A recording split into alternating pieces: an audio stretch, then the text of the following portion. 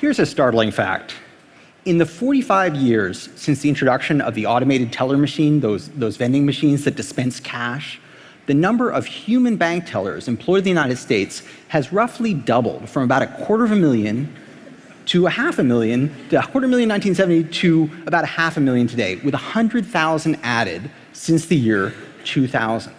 These facts, revealed in a recent book by Boston University economist James Besson, raise an intriguing question. What are all those tellers doing? And why hasn't automation eliminated their employment by now? If you think about it, many of the great inventions of the last 200 years were designed to replace human labor. Tractors were developed to substitute mechanical power for human physical toil. Assembly lines were engineered to replace inconsistent human handiwork with machine perfection. Computers were programmed to swap out error-prone, inconsistent human calculation with digital perfection. These inventions have worked. We no longer dig ditches by hand, pound tools out of wrought iron, or do bookkeeping using actual books. And yet, the fraction of US adults employed in the labor market is higher now in 2016 than it was 125 years ago in 1890, and it's risen in just about every decade in the intervening 125 years. This poses a paradox. Our machines increasingly do our work for us. Why doesn't this make our labor redundant and our skills obsolete? Why are there still so many jobs? I'm going to try to answer that question tonight. And along the way, I'm going to tell you what this means for the future of work and the challenges that automation does and does not pose for our society. Why are there so many jobs? There are actually two fundamental economic principles at stake. One has to do with human genius and creativity. The other has to do with human insatiability, or greed, if you like. I'm going to call the first of these the O-ring principle, and it determines the type of work that we do. The second principle is the never get enough principle, and it determines how many jobs there actually are. Let's start with the O-ring. ATMs, automated teller machines, had two countervailing effects on bank teller employment. As you'd expect, they replaced a lot of teller tasks. The number of tellers per branch fell by about 1/3. But banks quickly discovered it also was cheaper to open new branches, and the number of bank branches increased by about 40% in the same time period. The net result was more branches and more tellers. But those tellers were doing somewhat different work. As their routine cash handling tasks receded, they became less like checkout clerks and more like salespeople, forging relationships with customers, solving problems, and introducing them to new products like credit cards, loans, and investments. More tellers doing a more cognitively demanding job. There's a general principle here. Most of the work that we do requires a multiplicity of skills. And brains and brawn, technical expertise and intuitive mastery, perspiration and inspiration, in the words of Thomas Edison. In general, automating some subset of those tasks doesn't make the other ones unnecessary. In fact, it makes them more important. It increases their economic value. Let me give you a stark example. In 1986, the Space Shuttle Challenger exploded and crashed back down to Earth less than 2 minutes after takeoff. The cause of that crash, it turned out, was an inexpensive rubber O-ring in the booster rocket that had frozen on the launch pad the night before and failed catastrophically moments after takeoff. In this multi-billion-dollar enterprise, that simple rubber O-ring made the difference between mission success and the calamitous death of 7 astronauts. An ingenious metaphor for this tragic setting is the O-ring production function named by Harvard economist Michael Kramer after the Challenger disaster.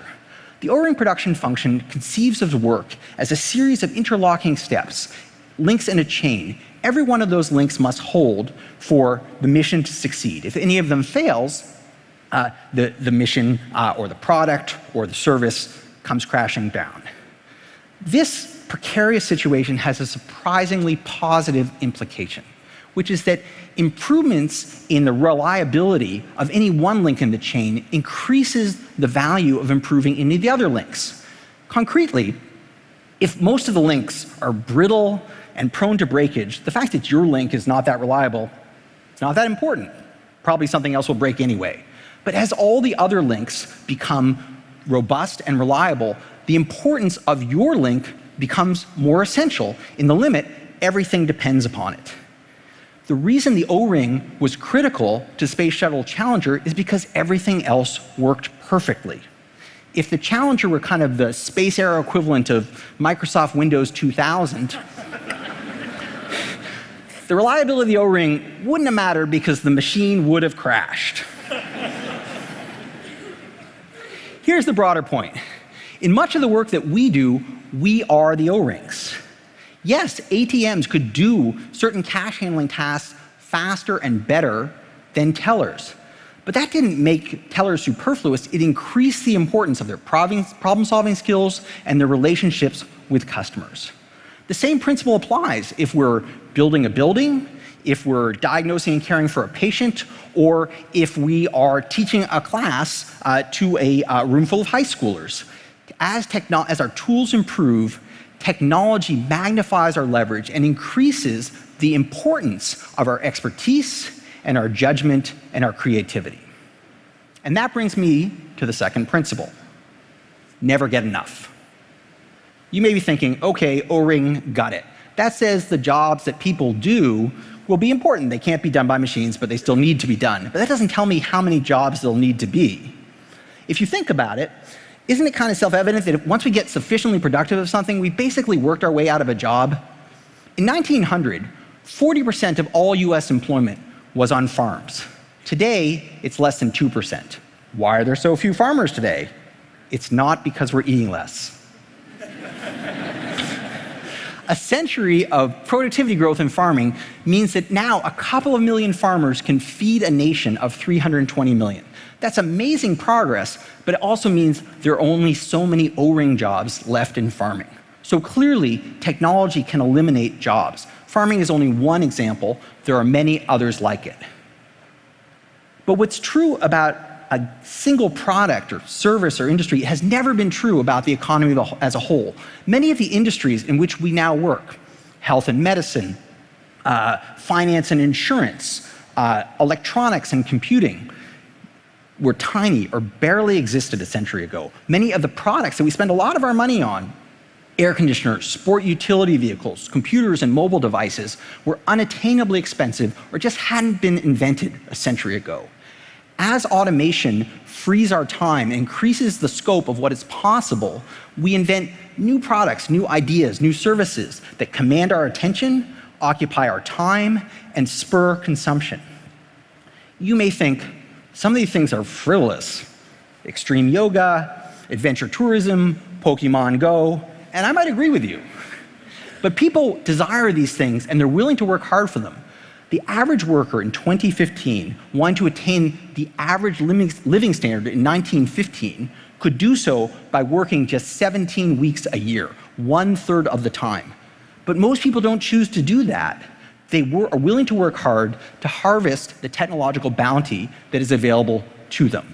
Material abundance has never eliminated perceived scarcity. In the words of economist Thorstein Veblen, invention is the mother of necessity. Now, so if you accept these two principles, the O-ring principle and the never get enough principle, then you agree with me. There will be jobs. Does that mean there's nothing to worry about? Automation and employment, robots and jobs, it'll all take care of itself? No, that is not my argument. Automation creates wealth by allowing us to do more work in less time. There's no economic law that says that we will use that wealth well, and that is worth worrying about. Consider two countries, Norway and Saudi Arabia, both oil-rich nations. It's like they have money spurting out of a hole in the ground. But they haven't used that wealth equally well to foster human prosperity, human prospering. Norway is a thriving democracy. By and large, its citizens work and play well together. It's typically numbered between first and fourth in rankings of national happiness. Saudi Arabia is an absolute monarchy in which many citizens lack a path for personal advancement. It's typically ranked 35th among nations in happiness, which is low for such a wealthy nation. Just by way of comparison, the US is typically ranked around 12th or 13th. The difference between these two countries is not their wealth and it's not their technology, it's their institutions. Norway has invested to build a society with opportunity and economic mobility. Saudi Arabia has raised living standards while frustrating many other human strivings. Two countries, both wealthy, not equally well off. And this brings me to the challenge that we face today, the challenge that automation poses for us. The challenge is not that we're running out of work. The US has added 14 million jobs since the depths of the Great Recession. The challenge is that many of those jobs are not good jobs, and many citizens cannot qualify for the good jobs that are being created. Employment growth in the United States and in much of the developed world looks something like a barbell with increasing poundage on either end of the bar. On the one hand, you have high education, high wage jobs like doctors and nurses, programmers and engineers, marketing and sales managers. Employment is robust in these jobs, employment growth. Similarly, employment growth is robust in many low-skill, low-education jobs like food service, cleaning, security, home health aides. Simultaneously, employment is shrinking in many middle education, middle wage, middle class jobs like blue collar production and operative positions and white collar clerical and sales position. The reasons behind this contracting middle are not mysterious. Many of those middle skill jobs use well understood rules and procedures that can increasingly be codified in software and executed by computers.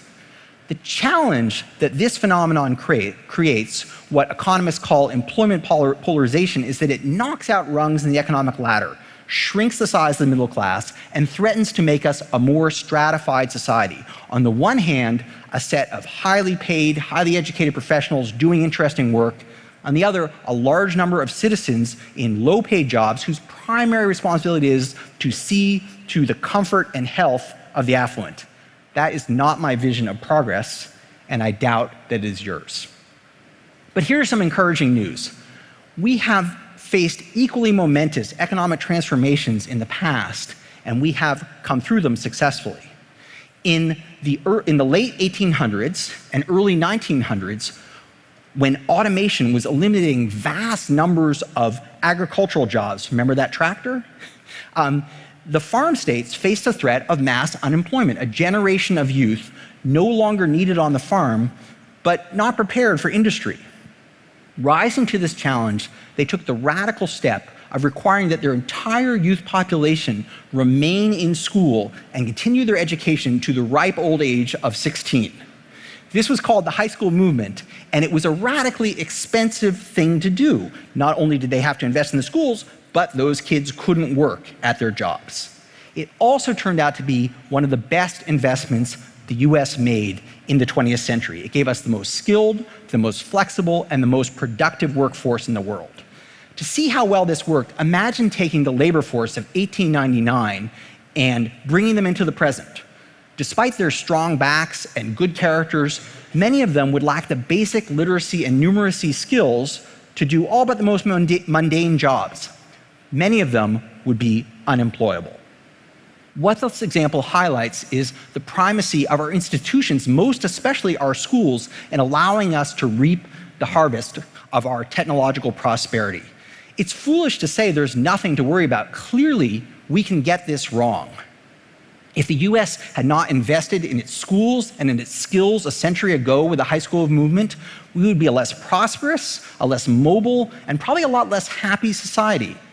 But it's equally foolish to say that our fates are sealed. That's not decided by the machines. It's not even decided by the market. It's decided by us and by our institutions. Now, I started this talk with a paradox. Our machines increasingly do our work for us.